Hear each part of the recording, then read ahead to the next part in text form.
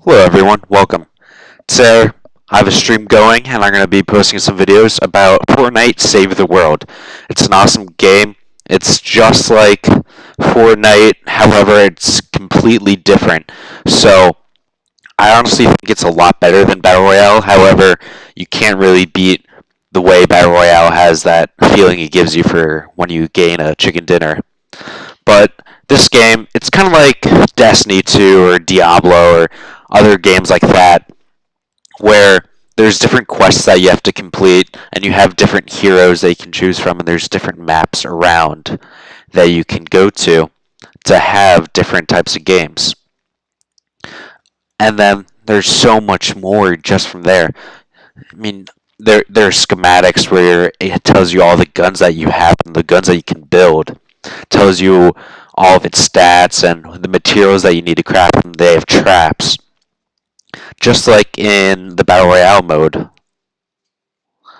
And then there's the heroes, and there's different types of heroes. There's different abilities that they have. You can upgrade those as well. And then there's survivors, and they give your squads bonuses, and they really make up the power level that you see up here in the top. It's your home base power. Then there's defenders, and these guys are good. You can put them down, and they'll help out, take some of the damage, and do some damage to your enemies. And pretty much all your enemies are zombies of different types, and we can get into that here in a minute. So it's a very confusing game, and there's a lot of different aspects to it, and that's why I wanted to make this video for people who are new to the game and really want to get a head start and get some of those free V-Bucks, because quests quests are amazing things to do. It's really how you progress in the game, and each day they have different quests, and mainly your biggest reward is going to be V-Bucks. It's a great way to gain V-Bucks if you want to get V-Bucks for Battle Royale, or if you really want to play this game mode. And this game mode, honestly, is a game all in itself. It's awesome. I love it. I played it for a little bit, and I want to share some of the knowledge that I've gained from playing it. So, where do we start off? That's a great question. And I think that a good place to start is choosing a hero. You can pretty much choose a hero based on what you like. There's different types of heroes. So let's actually go to the armory and look at it from the all heroes point of view. So my hero that I use is a soldier. Soldiers, they do a lot. They're a soldier. They do a lot of damage. They have a lot of health. They have a lot of shield, and all their abilities are for doing more damage. So you'll see the guy that I got here from the Twitch Prime a couple months ago. He has frag grenades, a shockwave, Gatling gun, and a bunch of other different types of power-ups that he might have. There's then we can go into constructors. Constructors are great because they have the ability to give your buildings extra power, and you can have like decoys to help take away some of the damage, because they're not really soldiers. These guys are the ones who are going to go set up strong bases and be able to set down the traps. And they do have some ability to do some damage like soldiers do. You can still easily play a constructor like you would a soldier. You'll just have a little less shield and a little less health if you have a similar level going in. Then you have ninjas. Ninjas are great if you like melee combat. These guys can wield swords and different types of other melee schematics and do really well with them. I've actually seen that some ninjas, and they have like different power-ups. So ninjas are great with melee, and then next will be outlanders. And outlanders, some of them might have like extra bonuses for specific guns. So I've seen some outlanders that have extreme bonuses for pistols, where you could get a pistol doing 6,000 damage per second, whereas I might only be able to do that with a shotgun as a soldier. So ninjas, they have some different abilities where you can actually repetitively use your sword and just mow down rows of husks. And it's a great opportunity to get down a lot of at your enemies in a short proximity. Then we have Outlanders. These guys are going to go find the loot in the game. So when you start up a game, there's going to be an open world, and you can run around, do all of your different quests, and gain resources, build guns, build your defenses for the quest.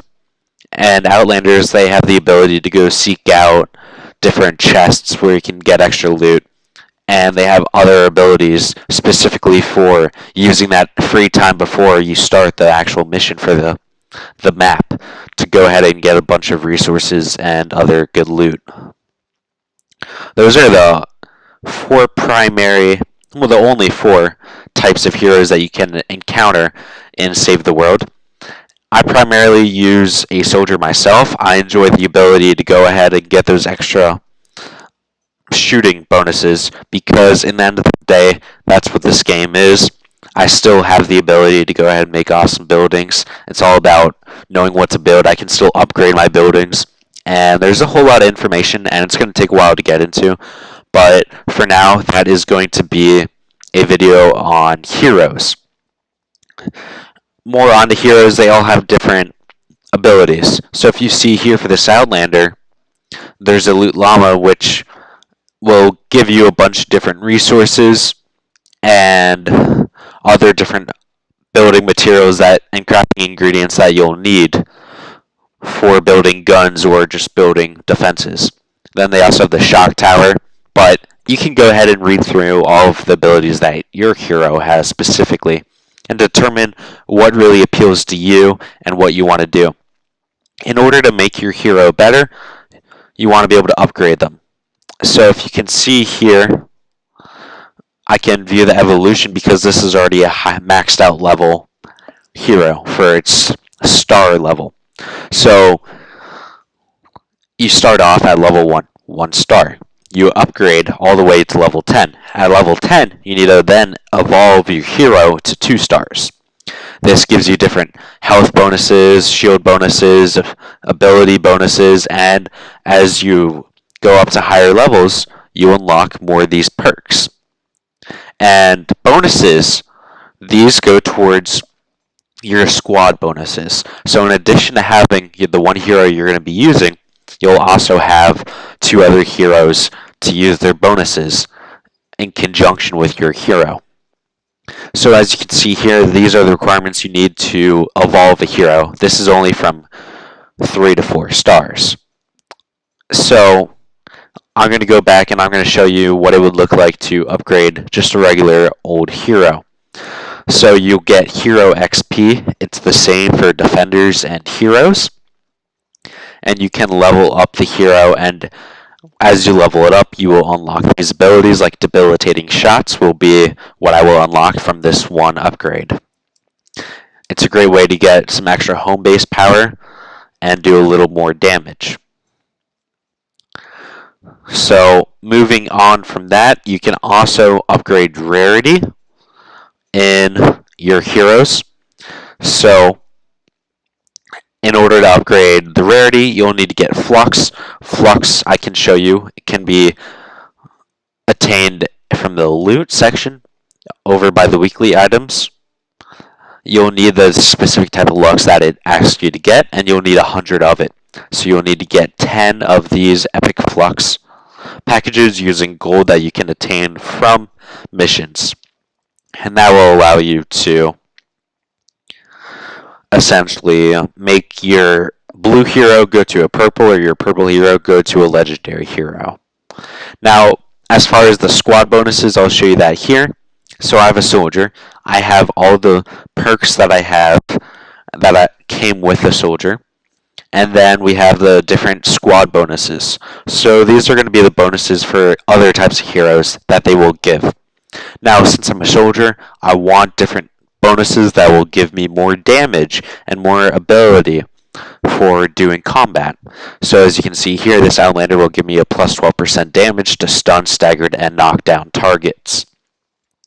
And then Wukong, he gives me a tactical squad bonus. So as you can see here, a support squad bonus has the umbrella, and the tactical squad bonus has the little playmaking symbol. And this one will replace the shockwave knockback with increased impact. And then you'll see along here we have defenders for the different missions, but I will get into that at a later time. Now let's go ahead and get into the skill tree for heroes. Now each skill tree, I'll start off in skill tree tier 1, have different abilities to allow you to play different to gain more bonuses.